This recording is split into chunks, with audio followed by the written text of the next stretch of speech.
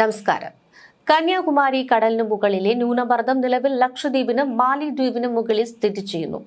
അടുത്ത 24 മണിക്കൂറിനിടെ ഇത് പടിഞ്ഞാറ് വടക്ക് പടിഞ്ഞാറ് ദിശയിലേക്ക് നീങ്ങുവാൻ സാധ്യതയെന്നാണ് കാലാവസ്ഥാ നിരീക്ഷണം. തെക്ക് പടിഞ്ഞാറൻ ബംഗാൾ ഉൾക്കടലിനു മുകളിൽ ചക്രവാത ചുഴി സ്ഥിതി ചെയ്യുന്നതിനാൽ നവംബർ 22ഓടെ തെക്കു കിഴക്കൻ ബംഗാൾ ഉൾക്കടലിനു മുകളിൽ പുതിയ ന്യൂനമർദ്ദം രൂപപ്പെടുവാൻ സാധ്യത ഏറെയാണ്. തുടർന്ന് പടിഞ്ഞാറ് വടക്ക് പടിഞ്ഞാറ് ദിശയിൽ സഞ്ചരിച്ച് നവംബർ 24ഓടെ തെക്കൻ ബംഗാൾ ഉൾക്കടലിന്റെ മധ്യഭാഗത്ത് തീവ്ര ന്യൂനമർദ്ദമായി ശക്തിപ്പെടുവാൻ സാധ്യതയുണ്ട്. തുടർന്നുള്ള 48 മണിക്കൂറിനിടെ പടിഞ്ഞാറ് വടക്ക് പടിഞ്ഞാറ് ദിശയിൽ സഞ്ചരിച്ച് തെക്കു പടിഞ്ഞാറൻ ബംഗാൾ ഉൾക്കടലിൽ വീണ്ടും ശക്തി പ്രാപിക്കുവാനും സാധ്യതയേറെയാണ്. അതേസമയം കേരളത്തിൽ അടുത്ത 5 ദിവസം ഇടിമിന്നലോടുകൂടിയ നേരിയ അല്ലെങ്കിൽ ഇടത്തരം മഴയ്ക്ക് സാധ്യത എന്നാണ് റിപ്പോർട്ടുകൾ.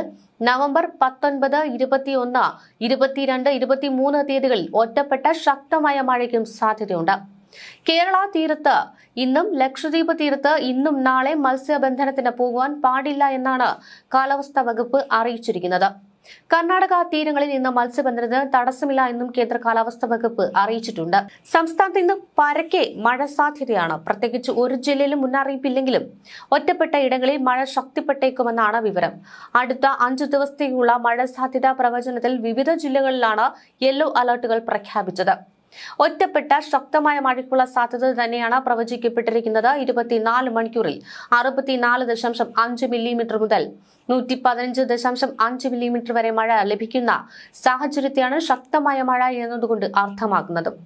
കണ്ണൂർ, കാസർഗോഡ് ജില്ലകളിൽ ഒറ്റപ്പെട്ട ഇടങ്ങളിൽ ഇടിമിന്നലോടുകൂടിയ ഇടത്തരം മഴയ്ക്കും മണിക്കൂറിൽ 40 കിലോമീറ്റർ വരെ വേഗതയിൽ ശക്തമായ കാറ്റിനും, തിരുവനന്തപുരം, കൊല്ലം, പത്തനംതിട്ട, ആലപ്പുഴ, കോട്ടയം, ഇടുക്കി, എറണാകുളം ജില്ലകളിൽ ഒറ്റപ്പെട്ട ഇടങ്ങളിൽ ഇടത്തരം മഴയ്ക്കും സാധ്യതയുണ്ടെന്നാണ് കേന്ദ്ര കാലാവസ്ഥാ വകുപ്പ് അറിയിക്കുന്നത്.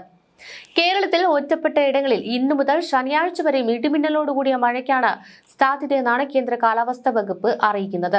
ഇതിനിടെ അടുത്ത 3 മണിക്കൂറിൽ സന്നിധാനം, പമ്പ, നിലയ്ക്കൽ എന്നിവിടങ്ങളിൽ ഇടിമിന്നലോടുകൂടിയ നേരിയതോ ഇടത്തരം മഴയ്ക്കും മണിക്കൂറിൽ 30 കിലോമീറ്റർ വരെ വേഗതയിൽ ശക്തമായ കാറ്റിനും സാധ്യതയുണ്ടെന്ന് കേന്ദ്ര കാലാവസ്ഥാ വകുപ്പ് അറിയിച്ചു.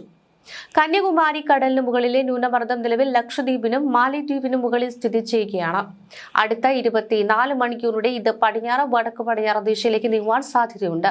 ഇതിനിടെ നാളെ ആൻഡമാൻ കടൽ, അതിനോട് ചേർന്ന തെക്ക് കിഴക്കൻ മധ്യ കിഴക്കൻ ബംഗാൾ ഉൾക്കടൽ എന്നിവിടങ്ങളിൽ 35 മുതൽ 45 കിലോമീറ്റർ വരെയും ചില അവസരങ്ങളിൽ 55 കിലോമീറ്റർ വരെയും വേഗതയിൽ ശക്തമായ കാറ്റിനും മോശം കാലാവസ്ഥയ്ക്കും സാധ്യതയുണ്ട്.